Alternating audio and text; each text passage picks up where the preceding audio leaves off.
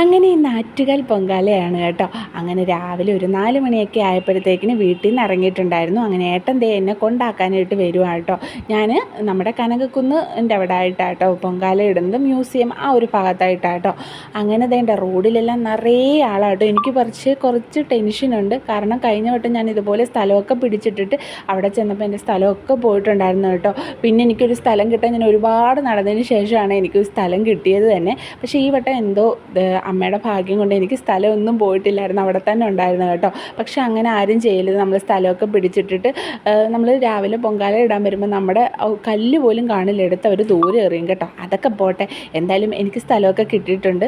അങ്ങനെ ദേ നമ്മൾ കുറച്ച് രാവിലെ ആയിട്ടുണ്ടായിരുന്നു കേട്ടോ. അങ്ങനെ ദേ നമ്മൾ തിരളിക്കുള്ളതെല്ലാം കുഴച്ച് അതെല്ലാം റെഡിയാക്കി വെക്കും കേട്ടോ. അപ്പോൾ ഇത് ചേച്ചി മണ്ടപ്പുട്ടിനുള്ള സാധനങ്ങളൊക്കെ ചേച്ചിയും റെഡിയാക്കിക്കൊണ്ടിരിക്കുന്നത് കേട്ടോ. അപ്പോൾ പൊങ്കാലയ്ക്ക് മുമ്പേ 10:15 തീ കൊളുത്തുന്ന. അതിന് മുമ്പ് നമ്മളെല്ലാം റെഡിയാക്കി അടുപ്പിച്ച് വെക്കുന്നുണ്ടായിരുന്നു കേട്ടോ. അങ്ങനെ അതെല്ലാം റെഡിയാക്കിയതിന് ശേഷം നമ്മൾ നേരെ കഴിക്കാൻ മേടിക്കാൻ പോകാമെന്ന് വിചാരിച്ചു. അവിടെ വിളിച്ച് പറഞ്ഞുകൊണ്ട് പോകുന്നുണ്ടായിരുന്നു കേട്ടോ. അപ്പോൾ ഒരു സ്ഥലത്ത് ചെന്നപ്പോഴത്തേക്കിനും ഉപ്പുമാവും പഴവും കേട്ടോ.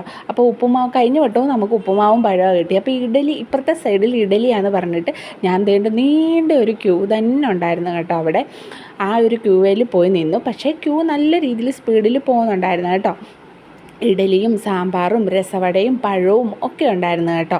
അതിനുശേഷം ദേ നമ്മൾ വന്നിട്ട് നമ്മുടെ കലമൊക്കെ അലങ്കരിച്ചു. എല്ലാം ഗണപതിക്കുള്ളതും വിളക്കും എല്ലാം എടുത്ത് വെച്ച് സെറ്റാക്കി വെച്ചിട്ടുണ്ടായിരുന്നു കേട്ടോ. അങ്ങനെ ദേ 10:15 അവിടെയൊക്കെ തീ കൊളുത്തി. ഞാൻ എൻ്റെ വിളക്കിൽ തീയൊക്കെ കൊളുത്തു കേട്ടോ. അപ്പോൾ ഈ ഒരു സമയത്ത് ഏട്ടനൊന്നും വന്നിട്ടില്ലായിരുന്നു. അതുകൊണ്ട് എനിക്ക് ഫോൺ വെച്ചിട്ട് വീഡിയോ ഒന്നും എടുക്കാൻ പറ്റിയില്ല കേട്ടോ. ഞാൻ പിന്നെ അവിടെ എവിടെയൊക്കെയോ ചാരി വെച്ചിട്ട് എടുത്താൽ കേട്ടോ. അങ്ങനെ ദേണ്ടേ എൻ്റെ അടുപ്പിൽ തീയൊക്കെ കൊളുത്തി. ആ ഒരു സമയമായപ്പോൾ ഏട്ടനൊക്കെ വന്നിട്ടുണ്ടായിരുന്നു കേട്ടോ. പിന്നെ കുറച്ച് ഫോട്ടോസൊക്കെ എനിക്ക് ഏട്ടനൊക്കെ എടുത്തു നിറയെ പുകയും ഇതൊക്കെ ആയി കേട്ടോ. അവിടെയെല്ലാം കാണാൻ പറ്റാത്തതുപോലെ പുകയായി. പിന്നെ ദേ ആ സമയത്ത് എൻ്റെ വെള്ളമൊക്കെ തിളച്ചു. ഞാൻ അരിയൊക്കെ ഇട്ടിട്ടുണ്ടായിരുന്നു കേട്ടോ. അങ്ങനെ ദേ എൻ്റെ പൊങ്കാല തിളച്ച് കേട്ടോ. അപ്പോൾ അടുത്ത് നിന്ന് അമ്മമാരൊക്കെ എനിക്ക് കുരവയൊക്കെ ഇട്ട് തന്നിട്ടുണ്ടായിരുന്നു കേട്ടോ. ഇപ്പോൾ ഈ ഒരു സമയത്ത് പല സ്ഥലത്തും ഇങ്ങനെ കുരവ വിളിക്കുന്നതും ഒക്കെ കേട്ടോ. അങ്ങനെ ദേ ഞാൻ പിന്നെ കുറച്ച് വീഡിയോസൊക്കെ ഞാൻ എടുത്തു കേട്ടോ. ഈ ഒരു സമയത്ത് ഞാൻ ഏട്ടന് നമുക്ക് വെള്ളമൊക്കെ വേണമായിരുന്നു. അപ്പോൾ ഇതിൻ്റെ മുകളിൽ പോയി വേണമായിരുന്നു വെള്ളമൊക്കെ എടുക്കാനായിട്ട്. അങ്ങനെ വെള്ളമൊക്കെ എടുക്കാൻ ഏട്ടനെ പറഞ്ഞു വിട്ടു. പിന്നെ തൊട്ട് മുകളിൽ പാർക്കുള്ളതുകൊണ്ട് മക്കളെ രണ്ടിനും ഞാൻ അങ്ങോട്ട് കളിക്കാനായിട്ട് വിടും കേട്ടോ. അപ്പോൾ അവർ രണ്ടുപേരും അവിടെ പോയി നിന്ന് കളിച്ചോളും. അപ്പോൾ എനിക്ക് കൂടുതൽ ടെൻഷൻ അടിക്കണ്ട.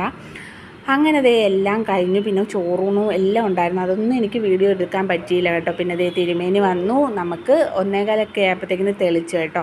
എല്ലാം തെളിച്ചു. പിന്നെ ഷടേന്ന് വണ്ടിയെ കയറിയിട്ട് ദേണ്ട് ഭയങ്കര തിരക്കാട്ടോ. പിന്നെ ഒരുവിധം നമ്മൾ വീട്ടിലെത്തിച്ചേർന്ന് കേട്ടോ. അപ്പോൾ ഇനി